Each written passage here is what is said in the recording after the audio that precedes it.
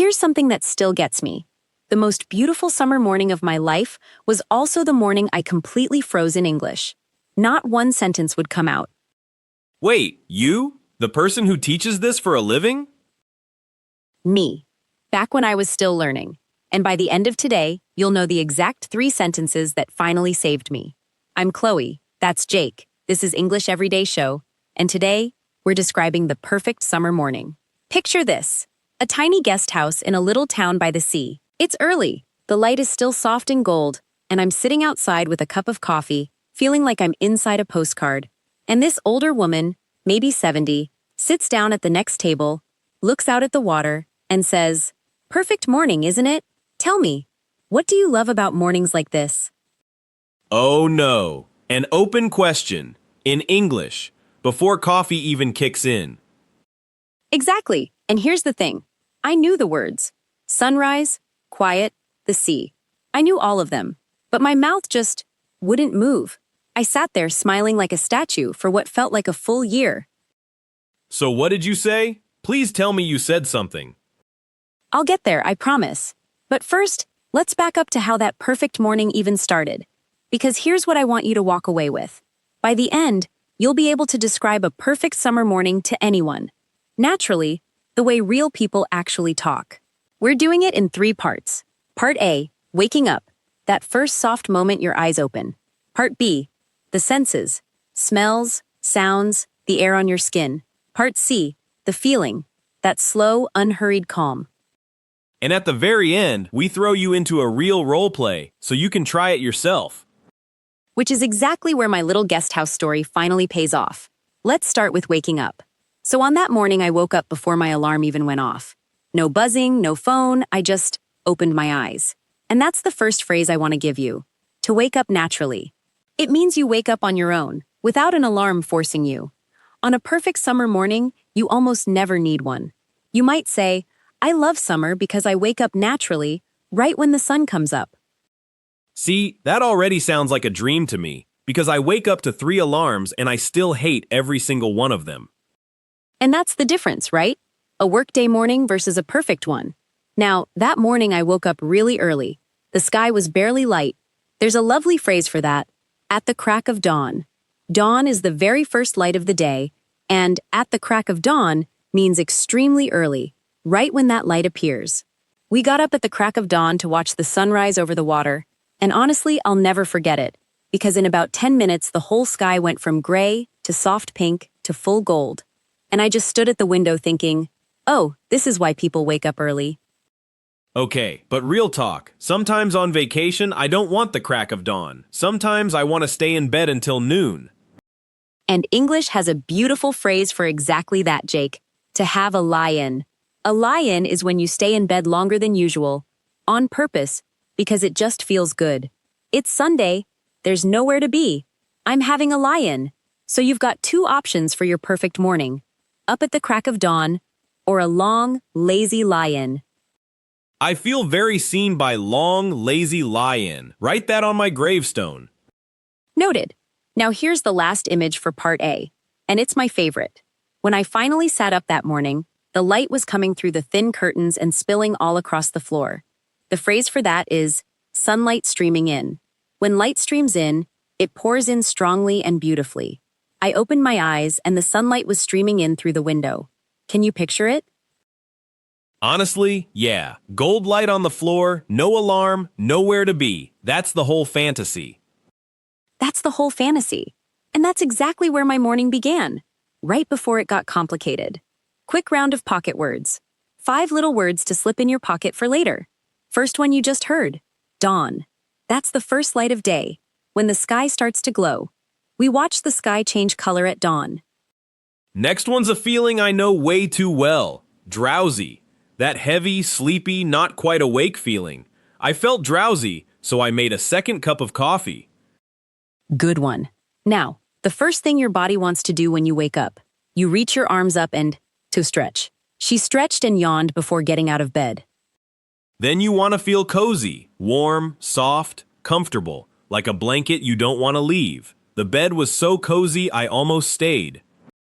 And the last one is one of my favorite words in English, stillness. That total, peaceful quiet. In the stillness of the morning, I could hear the sea. Now let's smooth out 3 mistakes learners make all the time. First one, someone proudly tells me, I wake up in the 6 o'clock. So close. But we don't say in the.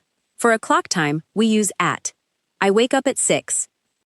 Guilty. I've said that in my life, 100%. Give me the next one. This one I hear every single day. I very like the morning. We feel what they mean, but very like isn't natural. We say really love or really like. I really love mornings. Sounds warmer already, doesn't it? Way warmer. Last one. This one actually confuses me too. People say the sun is going up, but the sun doesn't go up like an elevator. It comes up, or it rises. The sun is coming up over the sea. Tiny change, and suddenly you sound like a native speaker. Let's put part A into a real little scene. Jake, you just woke up on vacation. I'm your friend at breakfast. Ready? Ready. Hit me. Morning. How did you sleep? Honestly, amazing. I woke up naturally for the first time in months. No alarm, nothing. Just the sunlight streaming in. Ooh, nice. Were you up early? Not at all. I had a long lie-in. The bed was way too cozy to leave. That's the correct vacation choice. Me, I got up at the crack of dawn to see the sunrise. Of course you did. You're a crack of dawn person. I'm a stay in the stillness until I'm not drowsy person. And you just used 4 pocket words in one sentence, so I'll allow it. Wait, did I? See, this stuff sneaks in when you're not even trying. That's the whole secret. Okay, hold that thought. Because remember that older woman at the guest house? I was sitting there, coffee in hand, totally relaxed, and that's the exact moment she leaned over with her question. Wait till you hear the very first sound I made. But quick, if this is helping, hit subscribe. It's free, and it genuinely helps the show. Quick, close your eyes for a second. On a perfect summer morning, what's the very first thing you smell? Keep your answer in mind, because part B is all about the senses. And honestly, the senses are where describing a morning gets good. For me, it's coffee. It's always coffee. That smell is the only reason I'm a functioning human before 9 a.m. And that's our first phrase, the smell of fresh coffee, or the aroma of fresh coffee, if you want to sound a little fancy. I woke up to the smell of fresh coffee drifting up from the kitchen. That word drifting makes it feel slow and lazy, doesn't it? It does. Okay, what about sound? Because that morning at your guest house, I'm guessing it wasn't silent. Good question. And no, it wasn't. There were birds everywhere. The phrase you want is birds chirping, or the bird song. Chirping is that light, happy little sound birds make. I woke up to birds chirping outside my window. It's probably the most classic summer morning sound there is. And that morning at the guest house, the birds were so loud and so happy, it honestly felt like the whole town had woken up in a good mood. See, in the city I wake up to garbage trucks. Very different bird song. A completely different genre. Now, the next one is about the air itself. That morning, there was this soft wind coming off the water. Not strong, just enough to feel it. That's a gentle breeze. A breeze is a light, soft wind. A gentle breeze came off the sea and moved the curtains. You can almost feel it, right? Yeah, I can. And I'm guessing the air felt different too? Like, cleaner somehow? Exactly the word I want. The air feels crisp. Crisp means cool, fresh, and clean, in a really pleasant way. Early summer mornings have that before it gets hot. I stepped outside and the air felt crisp and fresh. So now you've got 4 senses working. The smell of coffee, birds chirping, a gentle breeze, and that crisp air. And that's a whole morning right there. You haven't even done anything yet, and you can already describe it. That's the magic of the senses. You don't need events. You just need details. And that's exactly what I was sitting in, totally lost in it, right before she spoke. Pocket words, round 2. First, breeze. A light, gentle wind. A cool breeze made the morning perfect. You just heard it, but it's worth pocketing. And crisp, cool, fresh, and clean. Works for air, and for a cold apple, weirdly. The morning air was crisp. Now here's a lovely one. What do you do with a hot drink, slowly, when you're in no rush? You don't gulp it, you sip it. To sip. She sipped her tea and watched the sunrise. Next is one Chloe loves. Aroma. It's just a nice smell, usually food or coffee. The aroma of fresh bread filled the kitchen. And the last one is so specific and so pretty. Dew. Those tiny drops of water on the grass early in the morning. The grass was wet with dew. 3 more to smooth out. A student once told me, "The air is very fresh and cold little." I knew exactly what she felt. But all of that is just one word. Crisp. The air feels crisp. One word does the whole job. Oh, that's satisfying. 1 word instead of 5. Next. This one's super common. I hear the birds are singing. Almost. But we don't need R in there. Just, I can hear the birds singing. Even smoother. And I'll take the last one, because I did this exact thing. I used to say, I drink my coffee slowly, slowly, repeating it, because in my head, more slowly meant more slow. Which is adorable, but no. We have one perfect word for drinking slowly. Sip. I sip my coffee slowly. Done. Scene time. We're 2 friends sitting on a balcony on vacation. I'll start. Wow. Just listen to that for a second. Yeah, I can hear the birds chirping down in the garden. It's so peaceful. And, can you smell that? The aroma of fresh coffee from the cafe downstairs. How is that not a candle yet? Somebody needs to bottle this. There's a gentle breeze too. Feel it? I feel it. The air's so crisp this early. I'm just going to sit here and sip my coffee and not talk for a while. Agreed. Look, there's still dew on the grass down there. Okay, that was 5 Part B words in about 30 seconds, and neither of us broke a sweat. Right? Nobody said one impressive word. It was all just small, true details. Hold on to that thought. It matters more than you think. Because back at that guest house, the woman was waiting. I opened my mouth to answer her, and nothing came out. Total silence. Then something happened that changed how I think about speaking English forever. Drop it in the comments. Where's your perfect summer morning? Beach? Mountains? Your own backyard? Okay, Chloe. Before we go on, I want to say something, because I think a lot of people watching feel this too. I always believed that to sound good in English, you need big, impressive, fancy words. Like, the more advanced your vocabulary, the better you sound. And I love that you said that, because it's the most common myth there is, and it's completely backwards. The best descriptions of a feeling are almost always the simple ones. Part C is about the feeling of a summer morning, and watch how small these words are. First phrase, to take it slow, or an unhurried morning. Unhurried means calm, with no rush at all. I love an unhurried morning with nowhere to be. Simple word, huge feeling. Okay, unhurried is doing a lot with very little. I like it. That's just it. Next one is one of the most beautiful verbs in English, to savor. When you savor something, you enjoy it slowly and fully, on purpose, because you know it won't last. I sat there and savored every minute of that morning. You can savor food, coffee, a moment, a view. It's the opposite of rushing. Instead of racing to the next thing, you stay right where you are and let the good moment stretch out as long as it can. That's a good one. It's not just enjoying, it's enjoying slowly, knowing it's special. And that mindset leads right into the next one, a sense of calm. When everything inside you goes quiet and peaceful, that's a sense of calm. A sense of calm came over me as I watched the water. It's the feeling summer mornings are famous for. And I'm guessing the last one is the opposite of my entire life, which is deadlines. It is. The phrase is in no rush. It just means you have all the time in the world, no pressure at all. It's early, the coffee's hot, I'm in no rush. And here's the thing, Jake. Not one of these words is fancy. Unhurried, savor, calm, no rush. A 10-year-old knows all of them. But together, they paint the whole feeling. They paint the whole feeling. And that right there, is the exact thing I finally understood, sitting frozen in front of that woman. But we're not quite at the end of that story yet. Last round of pocket words. First, peaceful. Calm and quiet, with no stress.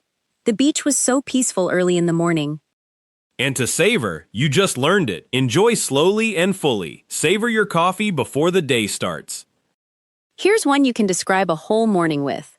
Unhurried, slow, relaxed, no pressure. We had a lovely, unhurried breakfast. Next is how you feel after a great night's sleep, refreshed, rested, and full of energy again. I woke up feeling refreshed and ready. And the last pocket word of the whole episode is a good one to end on. Content. It means quietly happy and satisfied. Not excited, just enough. Sitting there with my coffee, I felt completely content. Final 3 to smooth out, and these are gold because everyone says them. Number 1, I feel very relaxed. So close. But relax is the action. The feeling is relaxed, with a D. And we usually say so relaxed. I feel so relaxed. Oof, I've definitely dropped that D my whole life. What's next? This one's lovely because the fix sounds so natural. People say, I don't have hurry. We understand it. But the real phrase is, I'm in no rush. Or, there's no rush. It's early. I'm in no rush. And the last one is my favorite mistake because it's so close to perfect. It really is. This moment make me happy. Just missing one tiny S. Either, this moment makes me happy, or even nicer, moments like this make me happy. One little S, and it's flawless. One more scene. Jake, someone asks you the big question. What's your ideal way to spend a summer morning? Go. Oh, easy. I want a slow, unhurried morning where I'm in no rush at all. No alarm, no emails. Love it. What are you actually doing? Just sitting outside, sipping coffee, feeling completely content. I want to savor it, not rush through it to get to the day. That's beautiful, and you didn't use a single fancy word. I know, it's all small stuff. Calm, content, unhurried, no rush. And it paints the whole picture. Now, your turn, at home, really quick, in your head. What's your perfect summer morning? Say one sentence out loud, right now. Use one of today's words. Pause the video, say it, then come back. We'll wait. We literally will. Okay, you ready for the ending of my story? Yes, I've been waiting the whole episode. What did you finally say to her? Okay, so I'm sitting there, frozen, and my brain is scrambling for something impressive, some perfect advanced sentence to prove my English was good, and nothing comes. So finally, I just give up on being impressive, and I look out at the water, and I say the truest, simplest things I can feel. Which were? I said, it's so peaceful here. Then, the air smells like salt and coffee, and then, I don't want it to end. That's it. 3 tiny sentences, not one fancy word in them. And? What did she do? Her whole face lit up. She smiled this huge smile and she said, yes, exactly that. And then we talked, for almost an hour, about the town, the sea, her grandchildren, all of it, from 3 simple sentences. Wait, so the big lesson is, you didn't need the fancy words at all. I never needed them. I needed true ones. Peaceful, crisp, calm, unhurried, small words, real feeling. And here's the part I didn't tell you. That nervous student, frozen at the guest house, scared her English wasn't good enough? No way. That was me, years ago. And that morning taught me everything I just taught you. Okay, that gave me chills. And scene.